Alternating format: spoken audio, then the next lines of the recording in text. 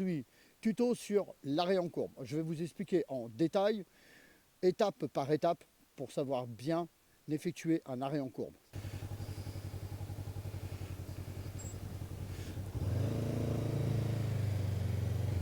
Dans un premier temps, on va s'aligner bien le long de la ligne. Ensuite, on va positionner notre pied en appel. Tout doucement, on va tirer sur l'embrayage et le frein en même temps. C'est à tout doucement débrayer, je vais débrayer et je vais freiner dans le même temps. Ensuite, on va commencer donc à freiner, obtenir du freinage. Voilà, comme ça on va ralentir. Point suivant, très important, quand la moto arrive, donc toujours la moto bien le long de la ligne, on va attendre d'avoir le cône orange, comme sur la vidéo, et c'est qu'à ce moment-là que le regard sera fixé sur le cône bleu. On va freiner, puisque c'est pour ça qu'il est bleu d'ailleurs, c'est pour différencier par rapport aux autres cônes, ça nous donne des points de repère sur la piste. Et ensuite, au moment où on va tourner le guidon, puisqu'on aura commencé à freiner, on va maintenir tout doucement le freinage et l'embrayage, on va les maintenir. Ensuite, le regard, on va plonger notre regard comme quand vous vous arrêtez au stop, vous voyez la ligne de stop, et ensuite, vous levez la tête. Eh bien, on va faire la même chose. Et là, le corps à peu près à ce niveau-là. Toujours le long de la ligne, toujours.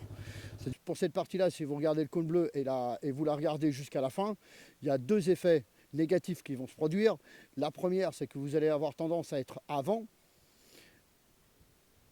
Et la deuxième, c'est que vous allez avoir tendance à freiner trop fort avec le frein avant, ce qui risque de faire plonger votre moto par terre et de déséquilibrer. Ensuite, maintenant la partie où il va falloir repartir, Là, à ce moment-là, on va, comme sur la vidéo, on va commencer à chercher, on va s'appuyer, on va bien positionner son pied gauche, puisqu'on part sur la droite. On va commencer à appuyer légèrement sur la moto, pour essayer de la rééquilibrer justement, pour éviter qu'elle plonge, parce qu'on va tourner le guidon à fond dans sa butée. Là, à ce moment-là, une fois qu'on a trouvé son point de patinage, on va placer son regard sur le cône qui est là-bas. On ne va pas le lâcher du regard, c'est-à-dire que ça va être notre point de repère. Et là, à ce moment-là, une fois que la moto va commencer à partir, on va tenir son point de patinage, la commande du patinage, on va la tenir jusqu'à la fin. Parce que si on joue avec le point de patinage et qu'on accélère ou qu'on tire l'embrayage, à un moment donné, la moto, soit elle est déséquilibrée, soit vous allez repartir trop vite et du coup, la moto va se redresser. Et c'est qu'à ce moment-là que vous allez dépasser la ligne blanche. Donc le genre d'examen, je vous dis pas, c'est pas terrible. Ensuite, le regard va se plonger complètement sur le cône qui est là-bas.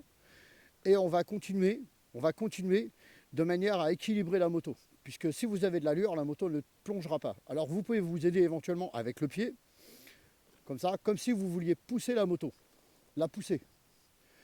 Si vous mettez un ou deux pieds, c'est pas grave. Vous avez le droit à 3 pieds. Donc c'est pas très grave. Mais croyez-moi que faites l'essai et vous verrez bien que du coup, il n'y aura pas 3 pieds. Et ensuite, vous vous préparez donc bien la ligne blanche, pareil, idem. On va faire exactement la même chose, puisque le demi-tour, on verra ça sur une prochaine vidéo. Le demi-tour, le demi-tour passager, c'est la décomposition de l'arrêt en courbe. Voilà, puisque l'arrêt en courbe, on freine et ensuite on réaccélère pour repartir. Eh bien, le demi-tour, on va faire exactement la même chose, même avec un passager derrière. Je vous dis à très bientôt et je vous dis pour la prochaine vidéo, ciao.